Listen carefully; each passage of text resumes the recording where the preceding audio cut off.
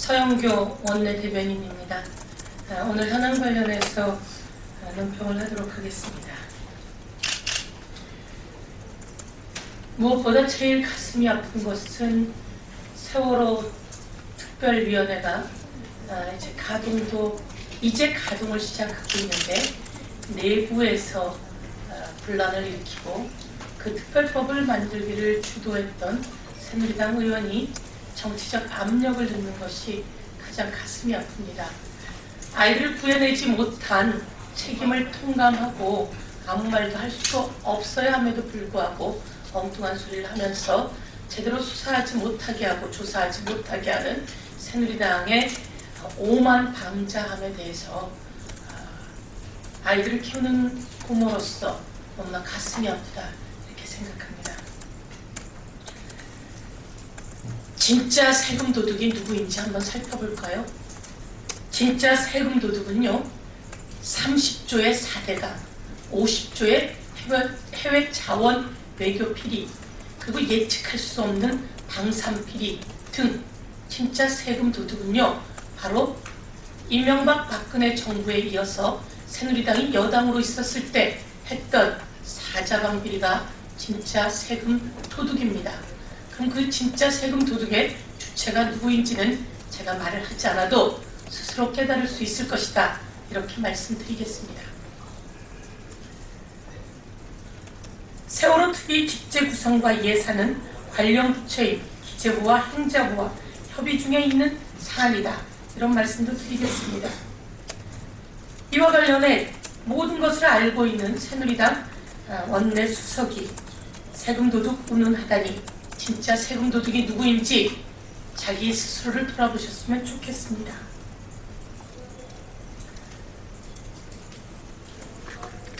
그리고 새누리당이 추천한 황전원 특위위원은 새누리당 김재원 수석 부대표의 발언이 나온 이후 자신은 아직 대통령에게 임명받지 않았으며 설립 준비 단계에 있어서 상임위원들이 논의하고 있는 상황이라 내용을 잘 모른다 이렇게 한 언론과 인터뷰를 했었습니다. 그런데 누구의 지시를 받은 것인지 아닌지는 모르겠으나 이틀 만에 입장을 바꿔서 일요일날 이곳에 와서 비난하는 브리핑을 했습니다. 대책을 논의하는 이 시점부터 사사건건 해방을 놓고 딴지를 걸겠다라고 하는 속셈입니다. 세월호 참사 원인을 규명하지 않으려는 속셈입니다. 세월호 참사 그 책임을 지지 않으려고 하는 새누리당의 속셈입니다.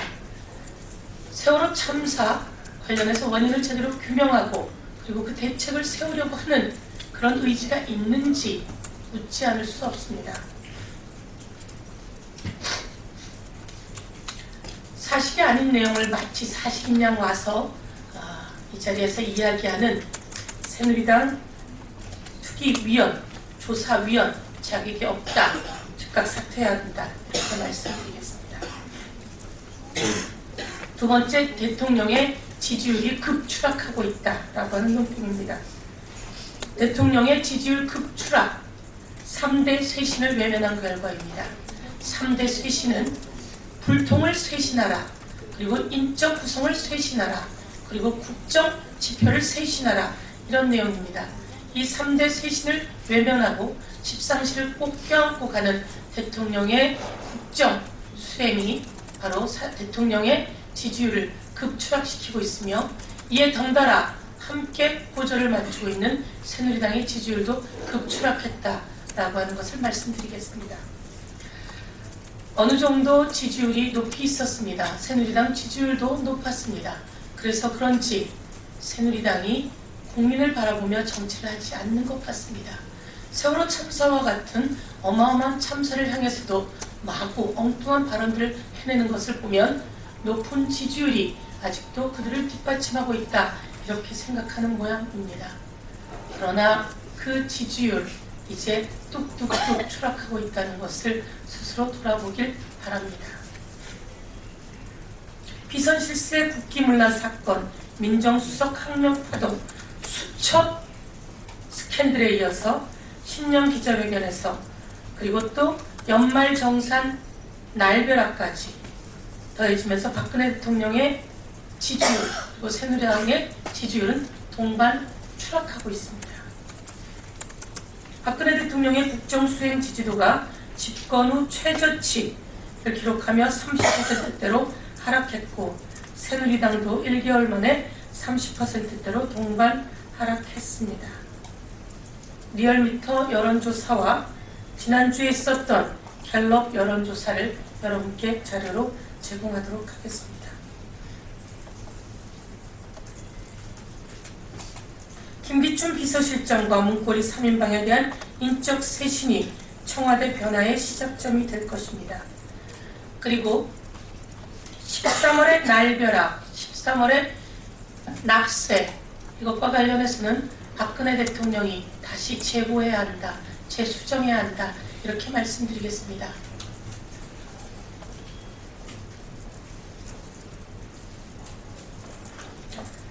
그 다음 논평으로 정부의 세금 갑질 그리고 정부의 세금 갑질 그리고 대한민국 서민들, 대한민국 직장인들의 날개 뽑기 이 날개 뽑기에 이어 직장인들의 비명만 가득하다라고 하는 논평을 하도록 하겠습니다.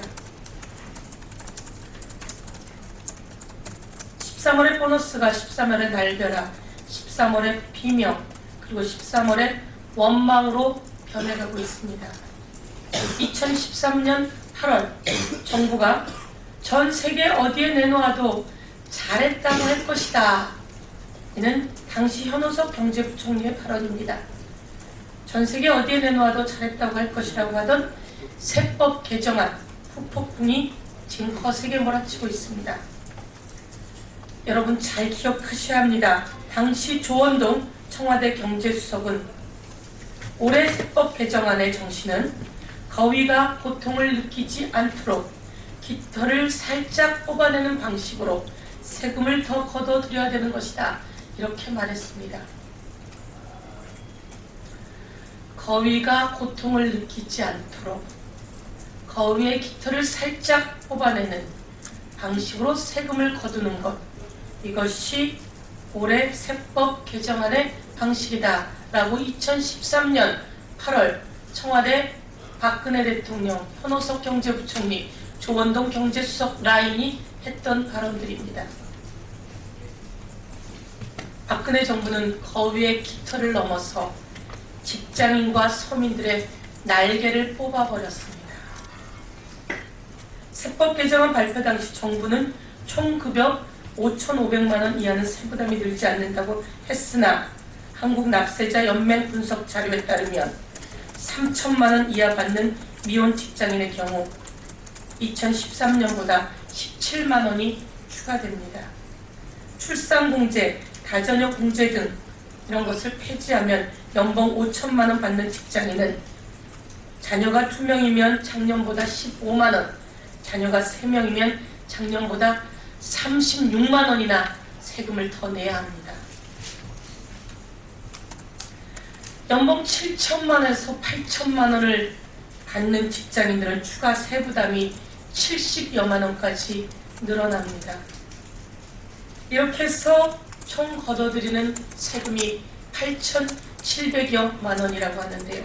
700여억 원이라고 하는데요. 정부의 유리지갑, 직장인들의 날개 뽑기, 807천여억 원의 세금 갑질, 너무나 가슴 아픈 현실이다. 이렇게 말씀드리겠습니다. 당시에 새정치민주연합은 김한길 당시 대표를 중심으로 여의도 곳곳에 반대 서명운동을 벌였습니다. 기재위 위원들이 모두 다 전격 반대해왔던 사항들입니다. 그럼에도 불구하고 정부와 여당이 이것을 담합해서 통과시켰다라고 하는 것을 말씀드리겠습니다.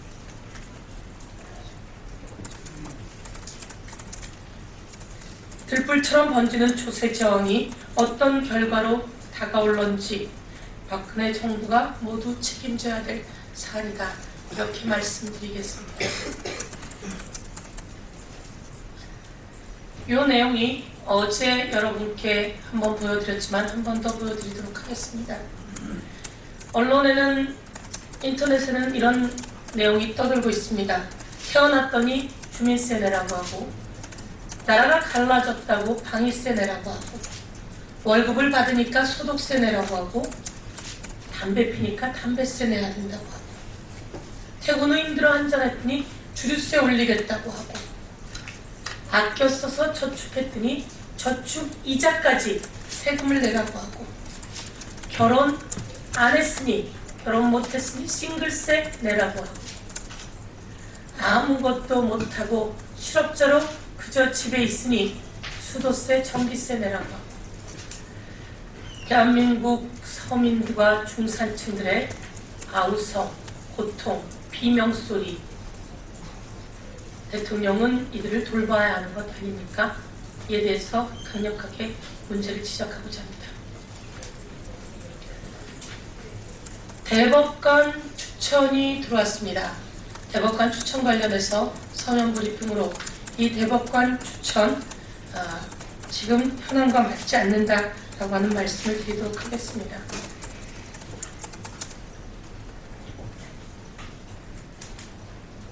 대법관 후보 추천은 대법관 구성의 다양화라고 하는 국민적 시대적 요구에 역행할 뿐만 아니라 폐기해야 할 과거의 관행을 그대로 따르고 있다라고 하는 말씀을 드리도록 하겠습니다.